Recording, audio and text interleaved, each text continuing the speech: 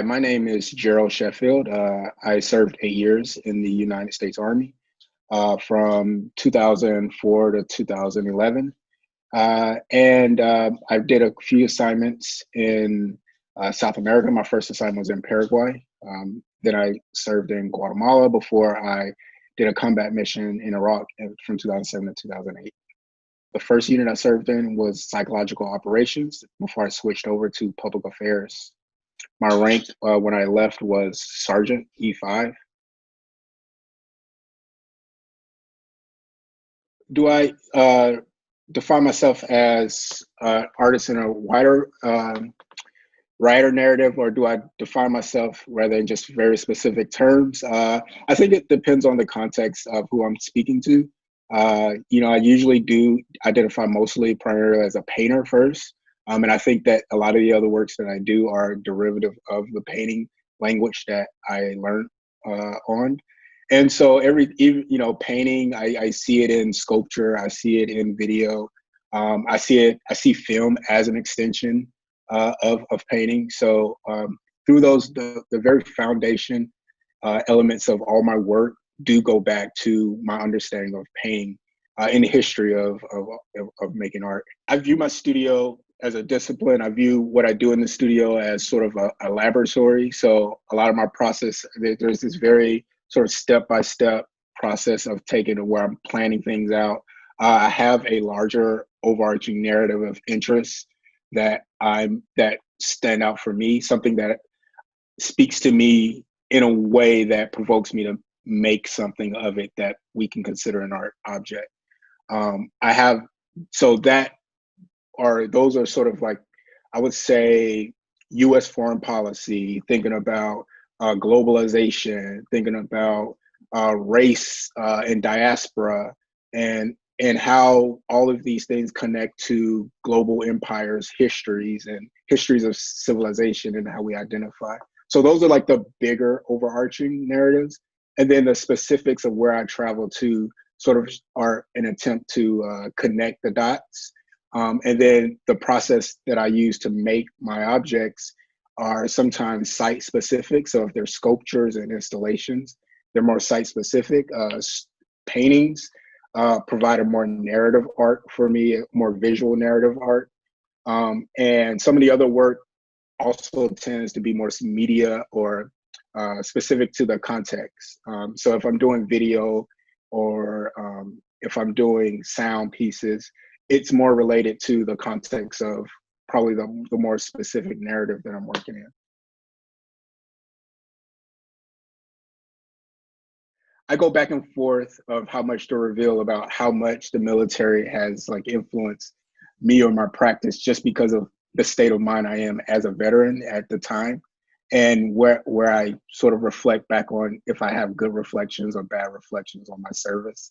I would say that, right now, my reflections on my time in service are a little bit more positive as time has gone by. And so I do see some of the influences on my approach to my studio practice, or just in general as a person, being directly influenced by my time in service. The people that I seek to have conversations with, seeking these cross-cultural conversations, traveling being a big part of my work, and meeting other cultures is definitely influenced from traveling abroad under the service of the embassy or being a military diplomat. I think cross-cultural, cross-racial discussions or dialogue are so vital for me because it's such a fundamental part of my studio practice because of I just learned so much more about not just myself in a racial category, but from a national standpoint, being seen as an American. So I just completed a Fulbright to Central Asia last year. So all of last year I was in Uzbekistan, and I was researching Islamic architecture. I was researching the culture. I also had intended to return to a region that kind of was outside of the periphery of where I had served or where the Army had been stationed in both wars in Iraq or Afghanistan. And so Uzbekistan, being in Central Asia, was right on the border of Afghanistan. And I think uh, from a conceptual or just from the organization point, I thought of this kind of arc of just seeing Muslim society in a place that wasn't like that didn't have sort of the context of war and violence. And so, how could you see?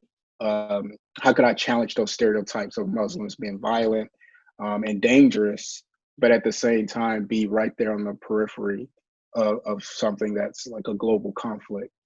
And that's kind of like how I staged my Fulbright. And basically, I was there to engage with Muslim society in circumstances that had nothing to do with the war and that had to do with the refugee crisis, and really just see the culture in a different way. And as a way of that is an extension of, being able to see any people who are different from you in just a different way.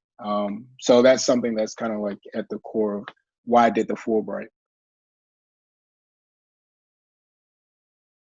I think that's one of the biggest things that you leave the service with is figuring out like how can you be part of a bigger, or how can you contribute in like your in a more flexible, independent way. I think it's like how do you continue some of the best qualities of being in the service or serving for something greater than yourself. And I don't know if society has figured out like what to do with the service members that have this ambition or anxiety around continuing to serve and placing them in the right place. I think that definitely drives like how I view, art being as a service to others and a service to bringing people together is some way that I thought about it. It's definitely a way that I thought about it very in the very beginning, even like when I was considering getting out. The thing that I can think about as just like lasting words for veterans, even or service members who are about to become veterans is to take a break and breathe, and allow for the difficulties of the transition. I think you grow a certain level of confidence and ego.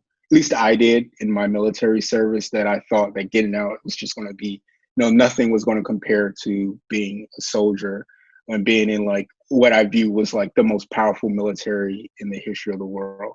And I was like, I can go and do anything. And the rest of the world just moves at a different pace than what it is. What's valued to being a soldier is totally different for value systems for civilians. And I spent probably the better half of like the last decade really adjusting to being a proper civilian, and really humbling myself and definitely try.